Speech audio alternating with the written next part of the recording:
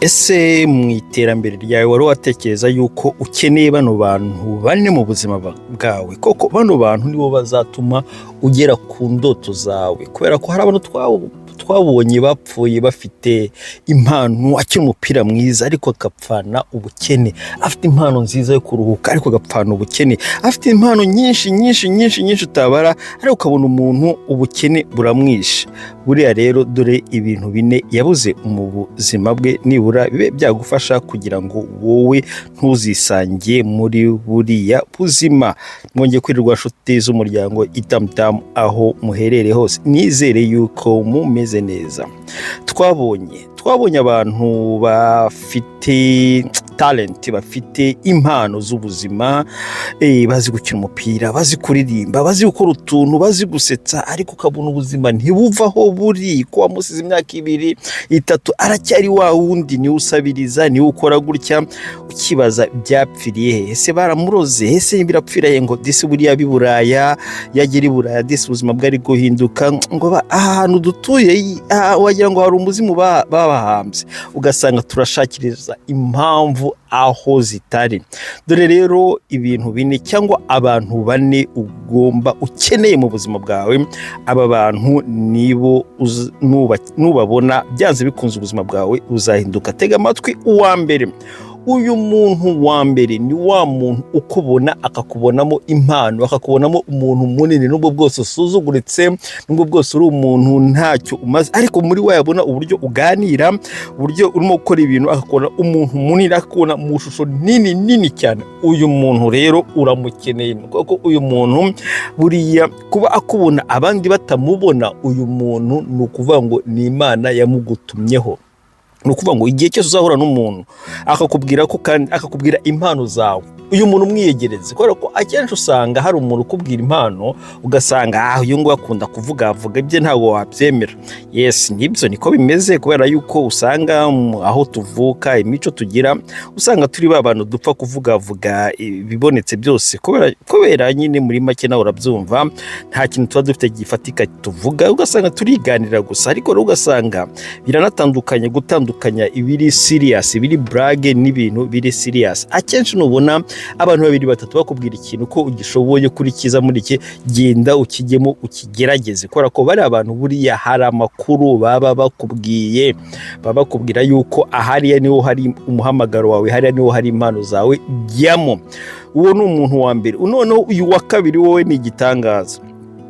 Nuramuka wimutse mu mujyi runaka, cyangwa ukaba ugiye muri departement y'akazi runaka, ugiye gushaka ikintu runaka, ushaka iterambere, cyane ku bantu bimukiye mu gace, ugomba gushaka abantu aho ngaho batuma ukingurirwa imiryango y'imigisha. Urugero ugeze aho ngaho uri umuhinzi, byaze bikunze banza umenye abahinzi baho ngaho, ubasure, umenye uburyo bahinga, kugira ngo nibura umenye ibingika muri ako gace n'ibyo wowe ushaka guhinga, kubera ko ushaka kuza mu gace ugasanga ibyo wowe ushaka guhinga n'ibihingwa aho ngaho nta naho bihuriye, nta naho uzagera.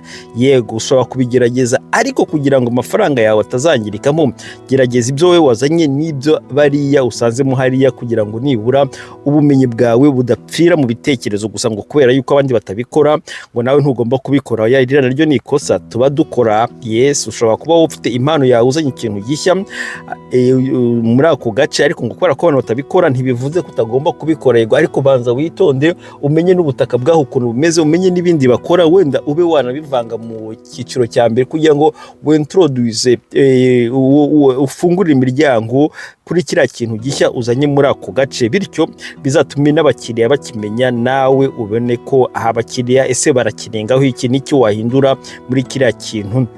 Cyakane bwo tumaze kubona abantu 2, tumaze kubona reno umuntu wa gatatu ni wa wundi tubyita kunyuzura, wa muntu uzagukura muri guhora wicaye ahantu hamwe, wa muntu uzaguhora guha pressure.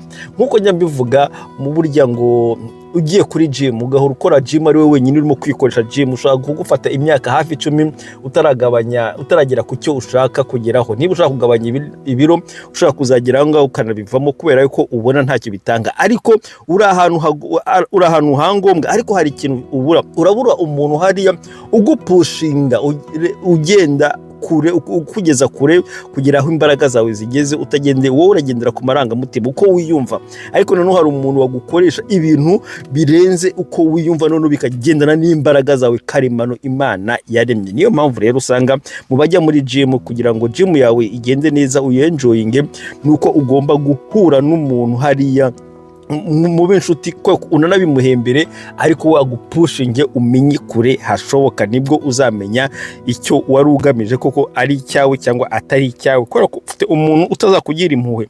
Urugero nk'iyo njya nkunda gutanga urugero ku bantu bashaka kwiga imodoka. Muri video natanze ya mbere navuze ko uzirinde kuba wakwigisha umwana wawe imodoka kubera ko uzamugira impuhwe, uzirinde kwigisha umugore wawe imodoka kubera ko uzamugira impuhwe, uzirinde kwigisha umuvandimwe wawe imodoka kubera ko uzabagira impuhwe, bityo bitume batagira aho bagera. Ariko uri umundi ukabohereza kundi muntu, niko kazi ke kugira ngo bapasinge ku driving, kubera ko mu bihugu nk'inanga y'Uburaya iyo ugiye kuri kampani ikwigisha gutwara imodoka, iyo abantu benshi batsindwa, iriya kampani ishobora gutakaza license. Yes, bivuga ko uburyo ikoresha atari bwiza. Kandi rero niyo abantu batsinda cyane ariko bagakora accident, no kuvuga ngo nabwo bashobora gutakaza license yo kuba bigisha abantu. Ako kantu mukiteho, so kuva kugenda gusa ngo kubera ko umuntu azi gukora ibintu, ariko na reputation ye imezite. Reputation burya nicyo kintu cyangombwa kitugeza ahantu kure cyane, kubera ko kidukura muri comfort zone zacu ubundi zikatugeza ahantu kure. Uzarebe uzaganire n'abantu bakuze nk'abasaza, nuramuka umubajije mu bintu yicuza mu buzima bwe, azakubwira yuko mu mikurire ye hari ibintu atigeze akora nk'uko yakagombye kubikora, yagiye agenda buhoro. Buriya rero atabona ko yakoze ikosa, yabyishyizemo wenyine ajya kubikora, ariko yagira umuntu umupushinga, umuntu umubwira byuka saa 11 tugende, byuka saa 10, umusitara byuka saa 10, turazinduka saa 10, ugasanga yari kugera kure hashoboka. Niyo mpamvu usanga burya ahantu hose mu iterambere, mu gikorwa kugira ngo gitere imbere, ugomba kuba ufite umuntu uyobora icyo kintu. No mu ngabo burya buri wese ahindutse umukamanda, ni ukuvuga ngo n'izo ngabo ntawe uzazigira zigera. Niyo mpamvu usanga rero mu buzima bwacu tuba dukeneye abantu nk'abariya badupushinga bakatugeza kure hashoboka, bityo kugira ngo tugere kuri successful, ku migambi yacu dushaka tube successful mu buzima bwacu. Reka turebe uwa kane rero, supporters, abantu badufasha rero. Ahangaha akenshi usanga babacamo hafi nk'ibice, reka mvuge ibice bitatu. Burya mu buzima ngo dukeneye umuntu udufasha mu masengesho, ari uhora udusengera. Uyu muntu uhora udusengera buri munsi, uduhozaho ku mutima, kubera ko uyu muntu ashobora kuba we imbaraga icyo yakumara wowe no kugusengera gusa, nta kindi kintu yagufasha. Noneho hakabaho n'undi wa gatatu mu supporters, hakaba hari inshuti. Iyi nshuti rero n'uburyo ngo no mu nshuti habamo inshuti z'ibice bibiri. Reka turebe inshuti imwe. Hari inshuti izazira ku gihe, wenda ibyo bita season, akaza mu gihe cy'izuba, aje kugufasha mu gihe cy'izuba, agushapinge mu gihe cy'izuba, ariko mu gihe cy'imvura nikigera iriya nshuti yigendere. Iriya nshuti niyigendera, ntuzavuge ngo yaragutaye, ngo uriya yarakize, ngo yaranyanze, ngo yarigendeye, ngo abantu babaye abagumi, ngo abantu ngo bana ngo barakira bakigenda. Oya, uriya muntu yaje n'umuntu wa season, ntabwo agomba kuguma hariya. Koko nunanahatiriza, umva amateka rero, umva uko amakuru yabivuga, nunanahatiriza uriya muntu akaguma aho ngaho, akaba inshuti yawe muri sizo itariye, uriya muntu ahinduka uburozi, nibwo muhinduka n'abanzi. Ugasanga noneho utangiye kumwita ngo burya ngo mu nshuti ngo harimo abeza n'ababi. Oya, uriya wahindutse mubi nuko wamuhatirije ko aguma aho ngaho, ubundi igihe cye cyo kugenda cyari kigiye, none wowe uramuhatiriza, wenda no kuba yarashatse ko utababara, aguma aho ngaho, ariko ubundi ntiyakagombye kuba yaragumye aho ngaho, yari kugomba akagenda, ubundi wowe ugakomeza kuri urwo rwego. Hakazaza none indi nshuti igukura kuri urwo rwego uriya yagusizeho, n'urundi nshuti zakugeza ku rundi, guhora uzamuka. Hari iyindi rero nshuti iri aho ngaho izaguma aho ngaho forever, niyo uzabona nayo ushakamo umugeni, ni nayo usanga ari wa wundi akenshi uhitemo no guturana nawe ukavuga yewe nura tuzaturana, ukiyumva yuko ari we muzagumana, byo nyine utawumva connection, ukumva ko ureke n'amafaranga we wumva ko muri aho ngaho gusa muri inshuti byo guhora mwiganira, ukumva ko byaba bihagije atuma utuje mu mutwe, wumva ko muri make akubera nkaho ari umuti kuri wowe, ari medication mu gihe ufite stress, ari we muntu waganiriza mu gihe ufite ibintu nk'ibi byose. Bano baba akenshi ba mentor, abantu ababajyanama mu buzima bwawe, mu iterambere, mu bintu byose. Wajya no kuinvestisa amafaranga mu kintu ukaba wamuganiriza akakugira inama kugira ngo genda buhoro, hari amakuru ameze gutya. Akenshi bano bantu usanga ari abantu b'inshuti baba ari aho ngaho forever bakugira inama. Abangaba usanga nta kintu cy'amafaranga bakuraho, ni ibitekerezo gusa. Uyu nguyu ntuzakora ikosa, ntuzigere ukora ikosa umwaka amafaranga, kubera ko kumwaka amafaranga ntayafite, ntago na objective ye Imana mu kukohereza kuri uwo muntu ntago byari kuguha amafaranga, byari ukukubera umuntu ukuganiriza, utuma umutima wawe utuza ukajya mu mwanya wawe, kubera ko ushaka kuzamwaka amafaranga akigendera akabona ko ntayafite, aho kugira ngo akobaze akigenda ugasanga utakaje ubuzima bwawe bwose. Abantu b'abanyamadini, yaba abayisilamu n'abakristo, iki bintu mushobora kuba mubizi neza cyane, kubera ko muri Bibiliya no muri Korani baganiraho abantu b'inshuti bazaga ari abantu b'igihe gitoya, ubundi bakagenda. Hakabaho n'izindi nshuti ziri aho ngaho gusa zitanga inama gusa, nta kindi ni ugutanga inama. Hari n'ikindi rero ntararangiza kuri supporters, ntaribagirwa hari undi muntu muri bari abantu navuze, abantu they believe in you. Kura muntu wa mbere naganiriye, uriya muntu uretse no kuba azi impano yawe, ni wa muntu wakuganira, wagufungura imiryango y'ubukire. Ashobora kuba yagira ahantu kure, ahantu yinjira udashobora kwinjira, ariko akaba yakuganira. Iki kintu rero ni ikintu cy'ingenzi cyane, ni ikintu cy'ingenzi cyane pe.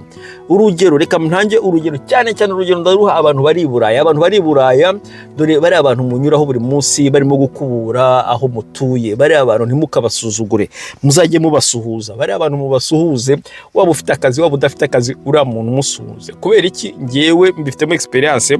Hari umugabo w'umwirabura wakoropaga aho twari dutuye, nkanyura nkamusuhuza. Kubera ko aho hantu nari ncumbikiwe, hari ahantu ubona hameze neza ari heza, wakagira ngo ngewe muri make nanjye mfite mu inzu ngo hakora ari ncumbikiwe, ntago nari mfite inzu. Noneho nza kumusaba akazi, ndamujya kusaba mbabari ukazama akazi. Cyaramutangaje, bimutangaza kuba musabye akazi ntuye aho ngaho. Arambaza, ese uri serious ko kuri serious? Ndamdire ngenye akazi. Arambira sawa nta kibazo, hari kunjye haboneka akazi ngewe nzakubwira. Ngewe mpitamuha nimero ya ndamdire, nikaboneka dore nimero yanjye ni ngiye, uzambwire. Sawa nkubwije ukuri ko nabonye akazi mu gihe cy'ibyumweru 2, none ntiyamaye nakari akazi, yajyanye mu kandi kazi yashaka kungerageza arebe kuko nagashobora cyangwa ko nagakunda. None ko we yitaga ko ari kabi, yajyanye mu kazi ka restaurant ko koza ibyombo muri restaurant. Ngewe mpagezemo rero nisanga ndi mu bisubizo, ndishima pe.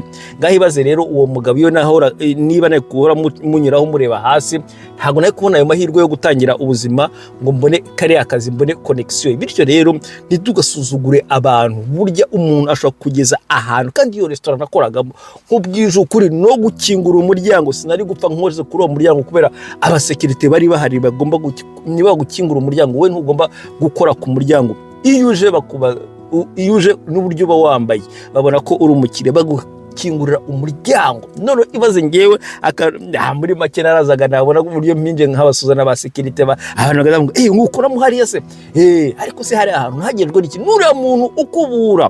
Iyi connection rero muyiteho cyane, ni ikintu cy'ingenzi. Mu kurangiza rero mbabarire, muri zira nshuti twavuze abagusengera, tuvuga abakugira inama, noneho burya hakaba hari n'inshuti noneho iguha amafaranga, ariyo yandi ikuguriza, ariyo yandi usanga igihe ukeneye amafaranga umuhamagara akaguha kugira ngo nta kibazo, wegenda ukemura ibibazo byawe, ubwo nurangiza uzayansubiza. Aba ni abantu dukeneye mu buzima bwacu.